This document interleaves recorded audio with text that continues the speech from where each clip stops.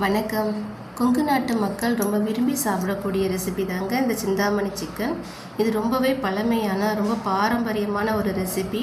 இதை ரொம்ப விரும்பி அவங்க வீடுகளில் அடிக்கடி செய்வாங்க. இந்த சிக்கன் பார்த்திங்கன்னா சுக்கா மாதிரி பண்ணுவாங்க. இதுக்கு மெயினாக நாட்டுக்கோழி, நல்லெண்ணெய், வரமிளகாய் தான் மெயினானது. அதுக்கப்புறம் சின்ன வெங்காயம் மெயினாக யூஸ் பண்ணுவாங்க. இந்த ரெசிப்பியை நான் இன்றைக்கி ப்ராய்லர் கோழியில் தாங்க பண்ணியிருக்கேன். எனக்கு நாட்டுக்கோழி கிடைக்கல. ஆனால் சேம் டேஸ்ட் நாட்டுக்கோழி சாப்பிட்டா எப்படி இருக்குமோ அதே மாதிரி இருக்கும். இந்த சீக்ரெட்டை கரெக்டாக ஃபாலோ பண்ணிங்கன்னா கண்டிப்பாக சேம் டேஸ்ட் வரும். இந்த ரெசிபி சூப்பராக இருக்குங்க. செய்கிறதுக்கு எந்த பொடி ஐட்டமும் தேவையில்லை. வீடியோ முழுசாக பாருங்கள். வாங்க எப்படி பண்ணலான்னு பார்க்கலாம். நான் இன்றைக்கி மண் சட்டி எடுத்திருக்கேன். இதில் நல்லெண்ணெய் விட்டுக்கலாம். எண்ணெய் நல்லா சூடேறணும். இப்போ சின்ன வெங்காயம் நான் 1/2 கிலோ எடுத்திருக்கேன். அதை நசுக்கி வச்சுருக்கேன். அதை சேர்த்துப்போம். இதுக்கு சின்ன வெங்காயம் தான் சேர்க்கணும், பெரிய வெங்காயம் சேர்க்காதீங்க. மெயின் விஷயமே அதுதான். இதை சேர்த்துட்டு நல்லா வதக்கிக்கலாம். நல்லா வதங்கினதுக்கு அப்புறமா இதில் வரமிளகாய் சேர்க்கணும். நான் ஒரு 6 மிளகாய் எடுத்திருக்கேன். இது ரொம்ப காரமான மிளகாய், அதனால் 6 எடுத்திருக்கேன். உங்கள்கிட்ட இருக்கிற மிளகாய் காரம் கம்மினா இன்னும் கூட சேர்த்துக்குங்க. இல்லை 10, 15 கூட சேர்த்துக்கலாம். வரமிளகாய் சேர்த்துட்டு கருவேப்பிலை சேர்த்துக்கலாம். கருவேப்பிலை உங்களுக்கு எவ்வளோ வேணுமோ சேர்த்துக்குங்க. ஃப்ளேவர் சூப்பராக இருக்கும். இதை சேர்த்துட்டு ஒரு நிமிஷம் வதக்கிக்கலாம். நம்ம ஃபஸ்ட் டைம் மிளகா சேர்த்தோன்னா காரம் கூடிடும். இப்போது பூண்டு சேர்த்துக்கலாம். ஒரு கட்டி பூண்டு நான் இடித்து வச்சுருக்கேன். அதை சேர்த்துட்டு மஞ்சத்தூள் தேவையான அளவு சேர்த்துட்டு இதை நல்லா மிக்ஸ் பண்ணி வதக்கிக்கலாம்.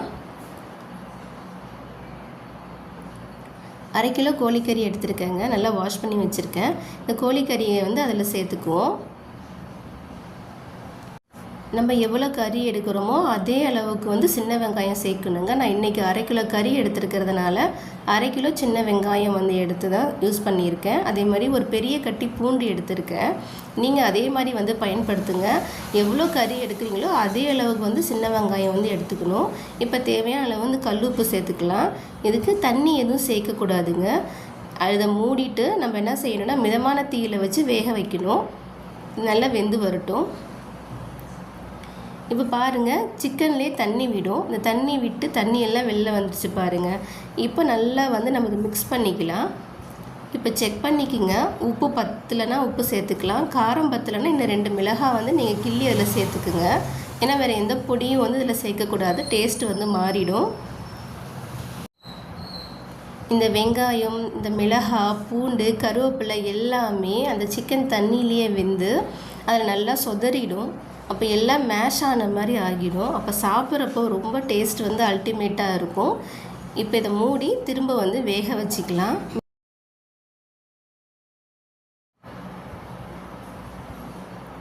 பாருங்கள், தண்ணியெலாம் சுண்டி எண்ணெய் பிரிஞ்சு வந்துடுச்சு. இந்த மாதிரி வெந்து வரணும். அப்போ தான் சிக்கன் நல்லா சாஃப்டாகவும் இருக்கும். இதே ப்ரொசீஜர் தாங்க நாட்டுக்கோழி செய்கிறதுலேயும். பாத்திரம் நல்லா அடிகனமான பாத்திரம் எடுத்துக்கோங்க. அப்போ தான் நல்லா அது நின்று வெந்து வரும்.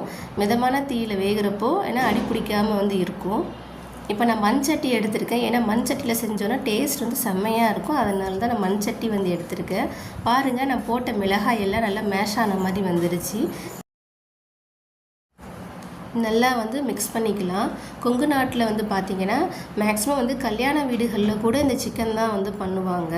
அதுவும் நாட்டுக்கோழியில் தான் பண்ணுவாங்க. எனக்கு இன்றைக்கி நாட்டுக்கோழி கிடைக்கலங்கிறதுனால தான் நான் ப்ராய்லர் கோழியில் பண்ணுவேன். அதை தான் இன்றைக்கி உங்கள் கூட நான் ஷேர் பண்ணியிருக்கிறேன். சேம் டேஸ்ட் அப்படியே இருக்குன்னு எங்கள் வீட்டிலேருந்து சொல்லுவாங்க. நல்லா ஒரு வெங்காய சாம்பார், நல்லா ஒரு மிளகு ரசத்தோடு சாப்பிட்றதுக்கு ரொம்ப அருமையாக இருக்கும். இந்த வீடியோ உங்களுக்கு பிடிச்சிருக்கும்னு நினைக்கிறேன். நன்றி, வணக்கம்.